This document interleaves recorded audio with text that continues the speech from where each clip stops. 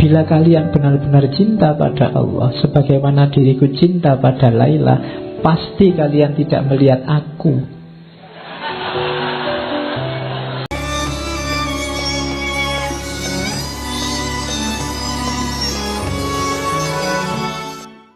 Satu ketika Qais ini kaget, tiba-tiba ada anjing dari kampungnya Laila sekonyong-konyong berjalan lewat depannya Qais.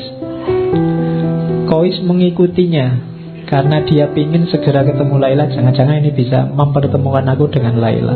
Di tengah perjalanan Qais melewati sekelompok orang kampung sedang sholat. Mungkin anjingnya lewat masjid mungkin.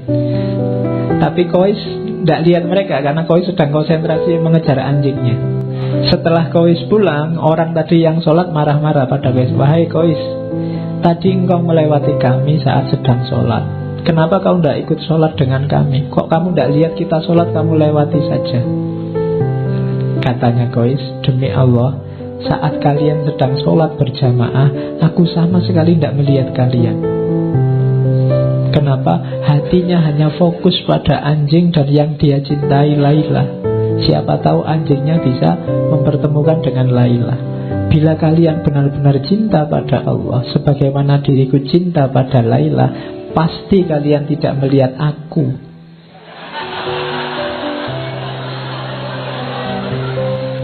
Padahal kalian sedang berbicara dengan Allah, tapi mengapa kalian masih bisa memperhatikan diriku?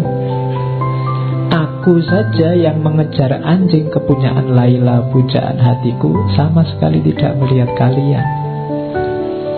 Jadi ini sindiran luar biasa dari Qais. Ya, aku aja cuma anjing aja sampai lupa sama kalian. Kalian sama Allah loh, masih bisa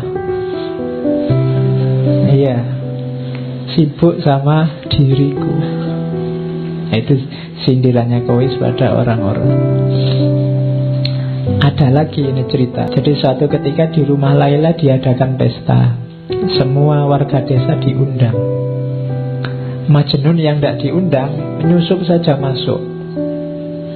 Sampai di dalam rumah dia lihat loh, orang-orang kok antri. Dia juga ikut antri. Nah, waktu dia ngantri kan yang membagi antrian kan Laila. Jadi dengan ikut antri itu dia bisa memandang wajahnya Laila. Waktu pas dia dapat antrian, Laila ini tidak ngasih makanan ke Qais, tapi malah piring yang untuk Qais dibanting sampai pecah. Wow, keluarganya Laila seneng. Alhamdulillah Laila sudah sadar sekarang. Orang-orang seneng semua, tapi ada orang yang lihat, ini Qais kok tidak sadar. Qais kok juga ikut-ikutan seneng. Terus ditanya sama orang sedekati Qais, Qais, kok kamu malah tersenyum? Kamu kan habis dipermalukan di depan semua warga desa. Kenapa mukamu masih senyum? Qais malah heran, loh kapan saya dipermalukan? Tadi waktu Laila mecah piringmu. Qais jawab, oh enggak begitu, kamu salah paham. Laila itu memecahkan piringku tujuannya hanya satu, agar aku ikut antrian lagi. Kalau aku ikut antrian lagi, bisa ketemu lagi, kita bisa berlama-lama saling memandang, sehingga rindunya bisa terobati. Jadi rahasianya di situ. Ya, ini sebenarnya sindiran bahwa kalau Allah ngasih kamu susah, kalau Allah ngasih kamu ujian, kesulitan, itu mungkin karena Allah ingin dekatnya lama sama dirimu. Kalau doamu lama tidak dikabul-kabulkan, mungkin Allah suka rindu mendengarkan suaramu terus. Jadi jangan salah paham dulu. Makanya cintailah Allah, dekatilah Allah dengan rasa cinta, maka kamu tidak akan kecewa, tidak akan mengeluh, tidak akan putus asa. Karena banyak rahasia di balik itu. Nah, itu rahasia cinta ilahi. Kayak Laila yang banting piringnya Qais itu, kalau dilihat biasa saja kelihatan, wah ini tega sekali sama Qais. Tapi Qais yang ngerti rahasianya malah tertawa. Orang kampung yang tidak tahu dia sorak-sorak, dianggap wah Laila sudah sadar, padahal tidak. Oke. Terus Suatu ketika Majnun ini sakit, sama teman-temannya dibawa ke tabib. Katanya tabib, oh ini sakitnya parah, harus dibedah karena ada yang infeksi, ada darah yang harus dikeluarkan. Tapi Majnun menolak, jangan, saya tidak mau dibedah. Tabibnya bingung, lah kok kamu takut? Selama ini kan kamu keluar masuk hutan sendiri. Macan tidak takut, apalagi binatang buas tidak takut. Lah kok kamu dibedah aja takut? Katanya Majnun, enggak, bukan dibedahnya yang saya takut. Lah kamu takutnya apa? Aku takut pisaunya menyakiti Laila.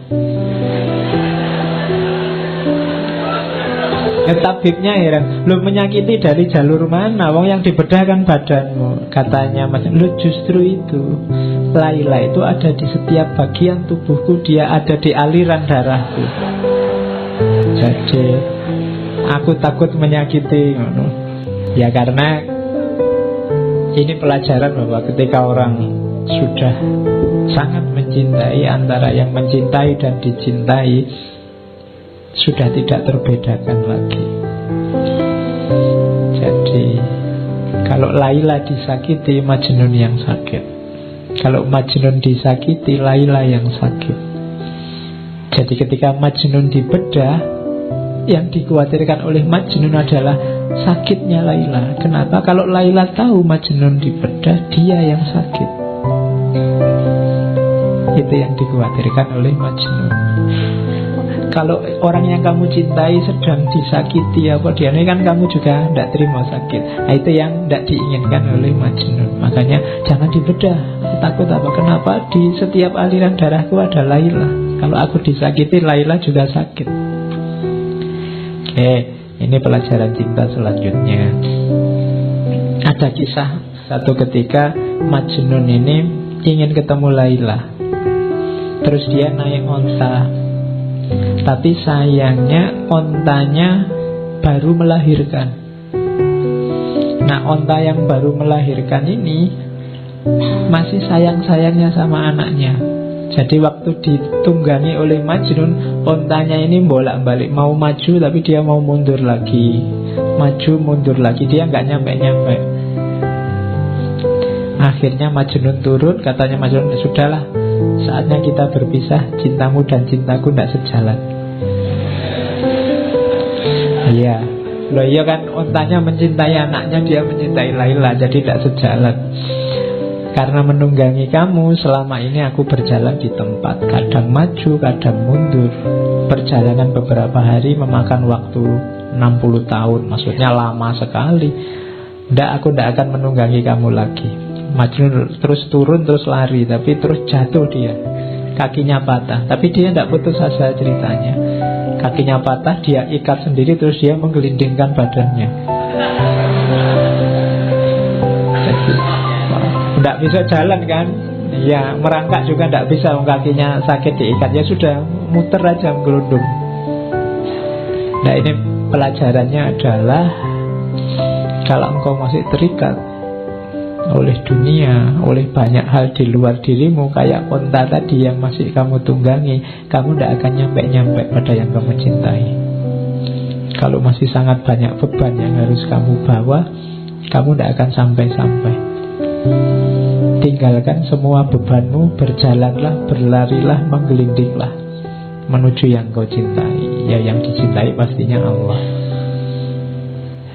Terakhir, satu ketika Khalifah ini yang mendengar cerita Laila Majnun sangat populer, satu ketika ingin tahu anak muda yang dilanda cinta itu kayak apa. Terus dia lihat ditemuinya Laila, tapi dia heran, oh Laila itu cuma kayak gini aja loh wajahnya. Kois menjadi Majnun karena kamu, tidak masuk akal. Apa yang dilihatnya dari dirimu sehingga membuatnya tergila-gila. Kamu bukan wanita yang sangat cantik, banyak wanita lain yang secantik kamu, bahkan melebihimu. Ada cerita yang bilang, katanya Khalifah, bahkan dayangku yang paling jelek lebih cantik daripada dirimu. Tapi Laila menjawab, diamlah. Yang dia lihat tidak terlihat olehmu karena kamu bukan Majnun. Ya, kamu tidak tahu Karena kamu bukan yang mencintai. Hanya yang mencintai tahu keindahan yang dicintai. Jadi itulah kisahnya Laila.